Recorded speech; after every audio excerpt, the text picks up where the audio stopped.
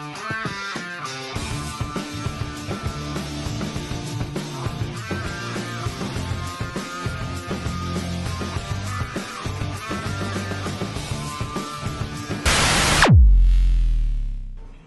warahmatullahi wabarakatuh. Halo guys, kami dari kelompok 2 ingin mempresentasikan hasil analisis kinerja keuangan pemerintah Kabupaten Maros.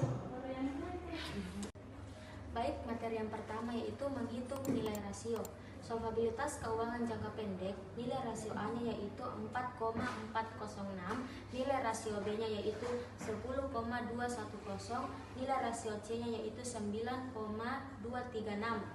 Dan solvabilitas keuangan jangka panjang, nilai rasio A yaitu 0, nilai rasio B 148, nilai rasio C 147,348, dan solvabilitas anggaran nilai rasio A 1,512, nilai rasio B 1,515, nilai rasio C 2,560, nilai rasio D 1,102.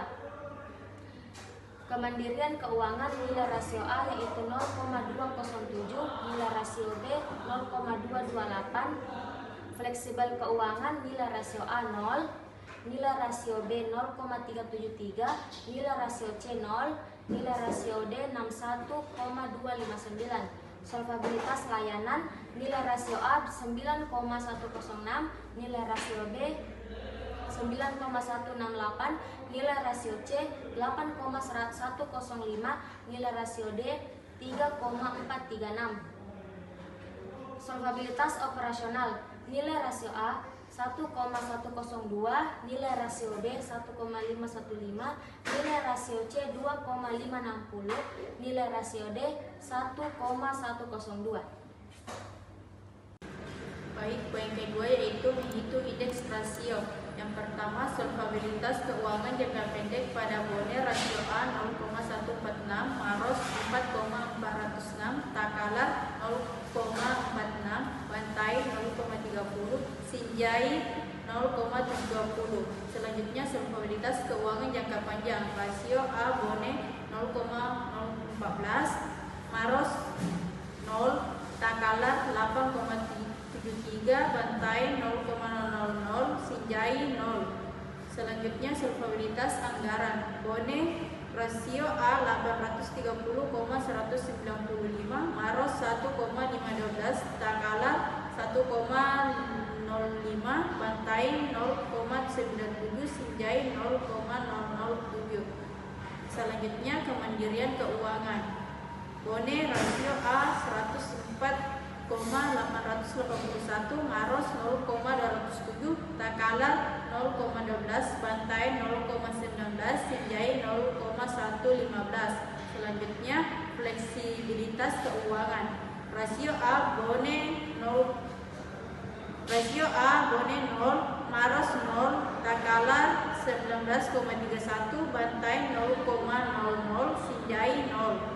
Selanjutnya, solvabilitas layanan rasio A Bone 3,681, Maros 9,106 sekian, Takalar 4,836 sekian, Bantai 11,019 sekian, Sinjai 8,483 sekian. Selanjutnya, solvabilitas operasional Bone rasio A 1,6, Maros 1,102, Takalar 0,77, Bantai 0,84, Sinjai 0,636. Selanjutnya, IKK Bone 460,589 sekian, Maros 878,556 sekian, Takalar 557,862 sekian, Bantai 1,106 sekian,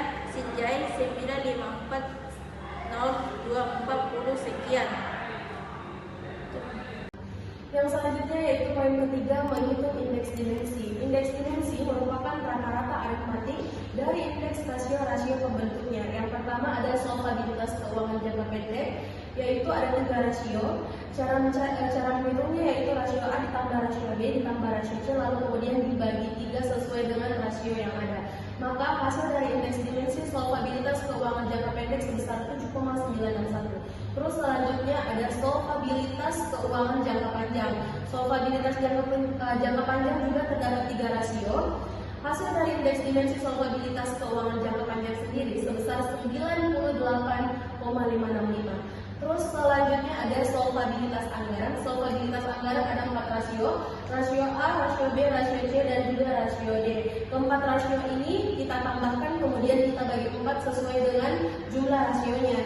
Jadi indeks dimensi dari solvabilitas anggaran yaitu sebesar 1,6723.